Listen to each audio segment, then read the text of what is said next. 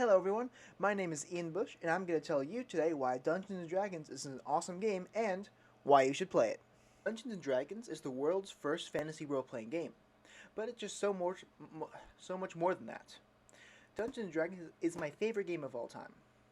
In the game, one player, the Dungeon Master, leads the rest of the players, which create their own characters, through their own story. In this story, the DM, the Dungeon Master, tells what happens, the place they go to, the people they meet, and the players have to make decisions on how their characters react, what their characters do, how do they think. It is up to them how the story goes, but it is up to the DM on how it is laid out in front of them. It could be either a story that you buy, a pre-made story, or a story that you create on your own. This story can be literally anything you guys want. If you guys really like Lord of the Rings, say, you can take your players through that. If you like, Star Wars, have a Star Wars campaign. That's absolutely true. But D&D, it is insanely versatile. You can do almost anything you want. Same thing with the character creation. In D&D, you can create whatever character you would like. Say you want to be a knight in shining armor that, leads the armies to victory against the Dark Lord. You can absolutely make your character to do that. If you say you wanted to be the Dark Lord, who made a bunch of small minions in an army, you could do that as well. You could just put all of your stats and build your character towards him being smart and him being able to cast those kinds of spells.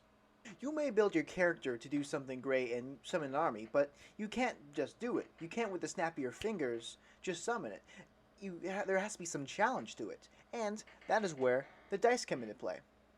The dice are the integral part of D&D. It's what you use to see if your character either succeeds or fails.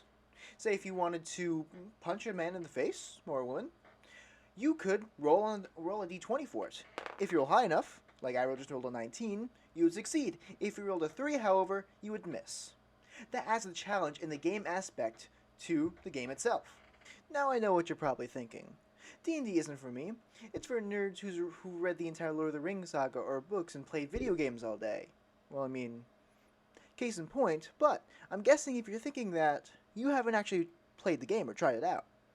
At its core, Dungeons & Dragons is a storytelling-based game. And everyone likes a good story. Think of your favorite movie. Think of what would you do in the character's shoes. Think of how you would survive the killer easier, how you would, get around that, how you would survive. D&D is not about, well, it is a game, but it's more about telling a story. One of my characters right now, his name's Dravarn, and he's not in a good place. He has been brainwashed by his country, called Qatar, and it's a imperialistic nation. They put all this propaganda together and shove it down the throats of the youth to churn out the perfect soldier, a ton of soldiers. One of my characters right now, for example, I created him with the thought of how he is going to change as a character throughout this campaign. He is a very young man. He just got out of boot camp for the military for his country, which is a very imperialistic version of like a fantasy kingdom. Think of like a Nazi Germany kind of feel, but less that bad. He is, and then when he's introduced into the world, he is kind of shown that it's not as bad as he thought, and he has been lied to. Everything is not, they're not all savages. Everything doesn't deserve to be destroyed or burned. He is wrong, his country is wrong. So through that, I create the story of him realizing all this, him telling everyone else who's playing in the game, what's going on, and then him eventually going back and figuring out himself without Qatar. Everything I've said prior to this is all sounding very serious. How, it's very gritty, there's no laughs, it's just, like a story. But it doesn't have to be serious all the time. In a campaign that I am DMing for, one of my players plays a Power Ranger. Not like, oh, he's kind of like, no, he plays the legitimate Red Power Ranger.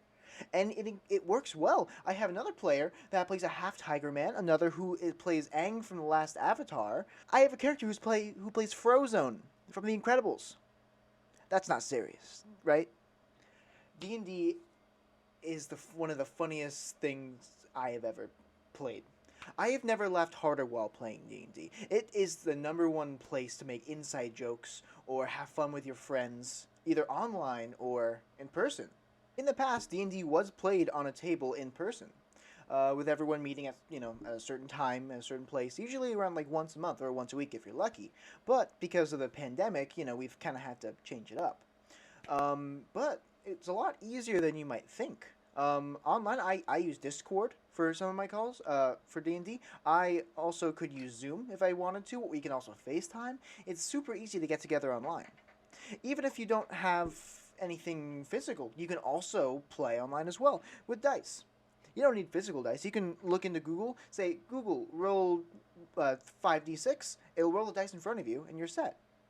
Even with buying the book, the one I showed you, D&D can be a very expensive habit to get into, or an expensive hobby. This alone, I believe, costs like 20, 30 bucks itself. The thing is, though, there are so many different websites with the entire PDF of this online for free. You can also get a whole starter kit that gives you a little adventure, like that's what a story would be. That's what they call it anyway. You can get an adventure, a very small rule book, a set of dice like the one I showed you, and the general rules how to play. That's all you really need. You could play this for very minimal or nothing at all just to try it out. And I know it's pretty ironic that for one of the most nerdiest games in the world, you do need friends. But there is a few ways you could remedy this and still get the D&D experience without it. So you could actually go to a local game store where they, sell trading cards and the books that I bought right here. You can go to a game store. They most have a D&D Adventurers League, where you can walk in there with a character sheet, sit down and play. That's a pretty good way to get started. I do recommend, if you have friends, but again, if you don't have anyone that's into it, it's a good stepping off point. Another good way to, we wouldn't really play D&D, but you would still kind of experience it.